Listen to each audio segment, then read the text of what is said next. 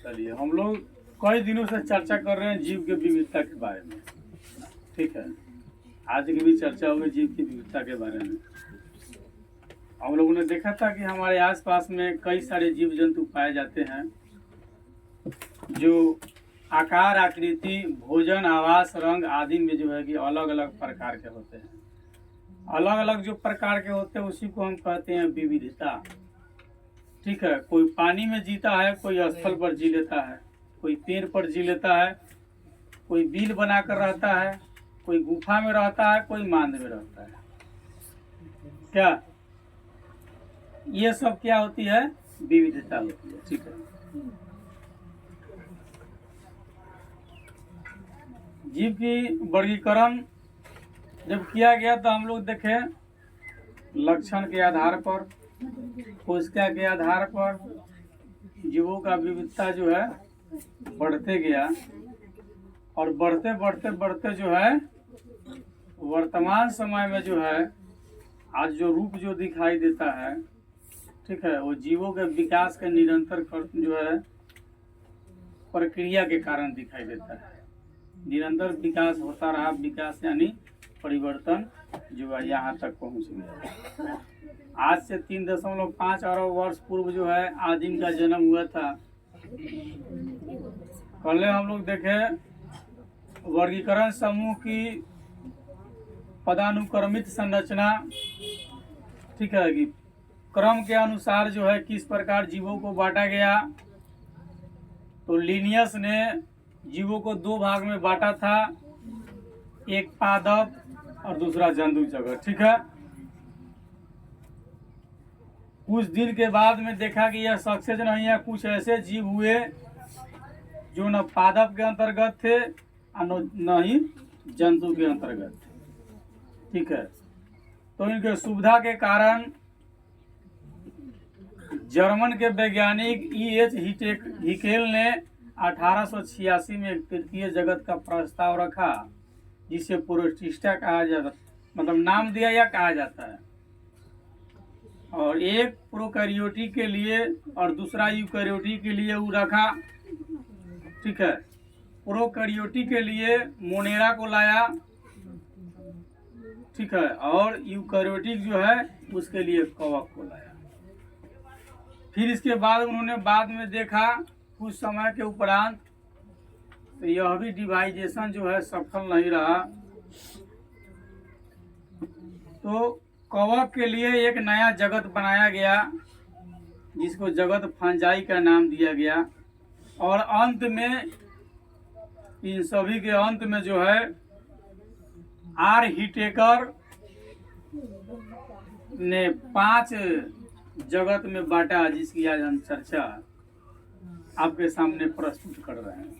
ठीक है, आर हिटेकर का पूरा नाम रॉबर्ट हार्डिंग हिटेकर है। ठीक है, आर हिटेकर का पूरा नाम रॉबर्ट हार्डिंग हिटेकर है। शॉर्ट नेम उसका आर हिटेकर होता है। ठीक है, आर हिटेकर एक अमेरिका के जो है इकोलॉजिस्ट है, यानी कि परिस्थिति शास्त्री। कहाँ के है वैज्ञानिक? अमेरिका का। इनका जन्म 27 दिसंबर 1920 ईस्वी को हुआ। ठीक है, और मृत्यु कब हो गया? 20 अक्टूबर 1980 को। देखिए, ठीक ना। तो रॉबर्ट हार्डिंग हिटेकर एक अमेरिकी इकोलॉजिस्ट थे, यानी कि परिस्थिति विज्ञान के वे शास्त्री थे। ठीक है, तो उन्होंने जगत को जो यानी कि जीव जगत को जो है 5 वर्गों में बांटा, जो आपको यथाशीघ्र याद करने के लिए एक हथेली का चित्र बना दिया गया है। हथेली में 5 उंगलियां तो होती है। ठीक है, तो उसके हिसाब से 5 उंगली में नाम अलग अलग आप कर ले, जो यादगारी के लिए ज्यादा बढ़िया रहेगा।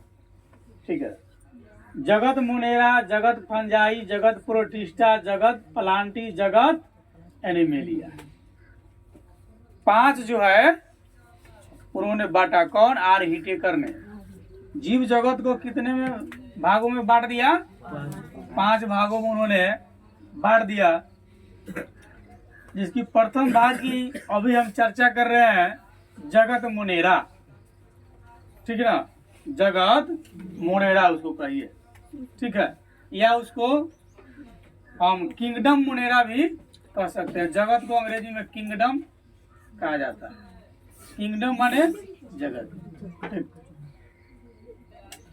तो जगत मुनेरा जो है, तो इसमें ये इसके अंतर्गत जो है, जो जगत मुनेरा के अंतर्गत जिस जीवों को रखा जाता है, तो कहा जाता है कि इसके अंतर्गत जो है सबसे पुरानी, ओल्डेस्ट, मतलब सबसे पुरानी, सरल और प्रोकैरियोटिक सूक्ष्म जीव को शामिल किया गया है, ठीक है ना। जगत मुनेरा में कौन कौन है? सबसे पुरानी, सरल और प्रोकैरियोटिक सूक्ष्म जीव को शामिल किया गया है। और ये सर्वव्यापी होते हैं, ठीक है ना। सर्वव्यापी का मतलब होता है ये सभी जगह रह सकते हैं, ठीक है। ये सर्वव्यापी होते हैं। सर्वव्यापी कहने का मतलब होता है कि यह जो है सभी जगह रह सकता है, ठीक है। पानी में भी रह सकता है, और स्थल पे भी रह सकता है, वायु के साथ मिल करके भी ये रह सकता है। इसमें कोई मतलब कि सस्पिशन की बात नहीं है, ठीक ना। तो सर्वव्यापी का मतलब है जो सभी जगह आसानी से रह सकता है, उसको हम क्या कहते हैं? सर्वव्यापी कहते हैं, ठीक है। ये स्वपोषी भी होंगे, परपोषी भी होंगे, ठीक है।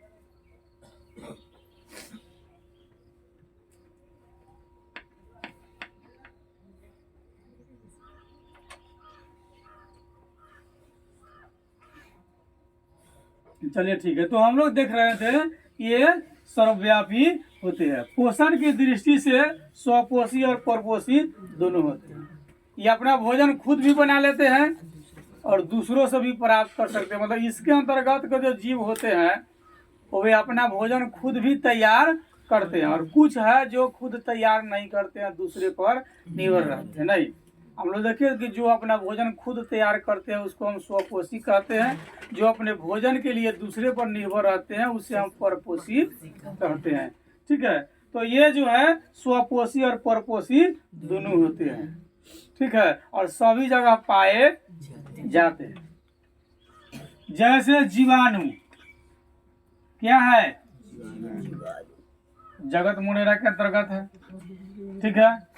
नील हरित शैवाल, ठीक है, या कह लीजिए साइनो बैक्टीरिया, ठीक है, और माइकोप्लाज्म आदि जो है ये सब क्या है? जगत मुनेरा के अंतर्गत है। इसके कुछ जो है परपोषी होते हैं, कुछ स्वपोषी होते हैं, ठीक है। अब खाली जीवाणु पर पहले चर्चा कर लीजिए। जीवाणु के अनेक रूप होते हैं। केवल जीवाणु की अगर बात करते हैं तो इसके अनेक रूप होते हैं। जैसे कोकाई गोल होता है, ठीक है। आप देख लीजिए, एक चित्र यहाँ दिया गया है, गोल गोल आकार का यह पाया जाता है। कोकाई क्या है? गोल होते हैं, ठीक है। बेसिलस दंडाकार होता है इस प्रकार का, ठीक है। बेसिलस क्या होता है? दंडाकार। तथा स्पाइला जो है कौमा की तरह दिखता है, ठीक ना। एक है कोकाई, दूसरा है बेसिलस और है स्पाइरिला, ठीक है। तीनों की आकृति आपको दी गई है। कोकाई गोल होते हैं, बेसिलस दंडाकार होते हैं, स्पाइरिला जो है कौमा की तरह होते हैं। यानी कि कोकाई, बेसिलस और स्पाइरिला क्या है? जीवाणु है।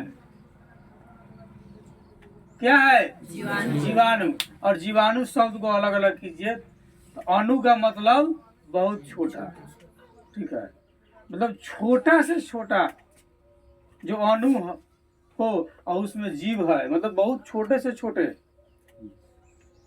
महीन से महीन अणु के आकार का जो जीव हो उसको हम क्या कहते हैं? जीवाणु ना। जे अणुआ के बराबर हुए ना, वो क्या हो जाएगा? जीवाणु, ठीक है। आगे देखते हैं कि जीवाणु जो है मुख्यतः ये एक कोशिकीय होते हैं। मुख्यतः क्या होते हैं? एक कोशिकीय। इसका सारा क्रिया एक ही कोशिका से होता है। ये अकेले या समूह में भी रहता है, अकेले भी रहता है और समूह में भी रहता है। इसमें दृढ़ कोशिका भित्ति पाई जाती है। इसके कोशिका को आप भेद नहीं सकते हैं, इसलिए इसकी कोशिका क्या है?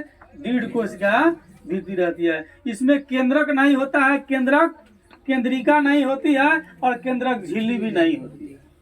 केंद्रक, केंद्रिका और केंद्रक झिल्ली इसमें नहीं पाया जाता है। ठीक है। आनुवांशिक पदार्थ हिस्टोन रहित डीएनए होता है। ठीक है ना। डीएनए माने कि अगर उसका जो जनन होगा तो ठीक उसी के जैसा होगा। ठीक है। कुछ भिन्न हो सकता है। ठीक है। अगला जो जनरेशन होता है तो कुछ भिन्न होता है, लेकिन होता वैसा ही है, लेकिन कुछ थोड़ा चेंजिंग रहता है। तो इसमें हिस्टोन रहित डीएनए होता है, यानी कि कहेगा कि जीवाणु में आनुवांशिक गुण होता है कि नहीं होता है। तो आनुवांशिक गुण होता है। ठीक है। डीएनए इसमें होता है। कुछ जीवाणु में क्लोरोफिल पाया जाता है जो प्रकाश संश्लेषण कर अपना भोजन खुद बनाते हैं। जिसमें क्लोरोफिल होगा वो अपना भोजन खुद बनाएगा, जिसमें क्लोरोफिल नहीं होगा वो अपना भोजन नहीं बनाएगा, तो वह होगा परपोषी। तो जो अपना भोजन खुद बनाता है उसको कहते हैं प्रकाश संश्लेषी, यानी प्रकाश संश्लेषण के द्वारा अपना भोजन बनाता है, वो हो गया प्रकाश संश्लेषी। ठीक है। और अन्य जीवाणु जो परपोषी होते हैं, जो अपना भोजन खुद नहीं बनाता है, उसको हम रसायन संश्लेषी कह सकते हैं या परपोषी कह सकते हैं। मतलब परपोषी और रसायन संश्लेषी एक ही बात है। स्वपोषी और प्रकाश संश्लेषी एक ही बात है। ठीक है। जिसमें क्लोरोफिल पाया जाता है वो अपना भोजन खुद बनाएगा, जिसमें क्लोरोफिल नहीं पाया जाता है वो अपना भोजन नहीं बनाएगा, यानी कि वो रसायन संश्लेषी होते हैं। रह गई बात कि क्या सभी जीवाणु हमारे लिए हानिकारक है? नहीं, ऐसी बात नहीं है। हमारे लिए कुछ जीवाणु लाभदायक भी है और कुछ हानिकारक भी है। दोनों तरह के जीवाणु पाए जाते हैं, जिससे कुछ लाभ भी होता है और जिससे कुछ हानि भी होता है। ऐसा नहीं कि सभी जीवाणु हमारे लिए क्या है? हानिकारक है। ठीक है। हम फिर इसके साथ अगले दिन जो है अब प्रोटिस्टा पर चर्चा करेंगे। आज हमारी चर्चा मोनेरा पर जो है एंड हो गया।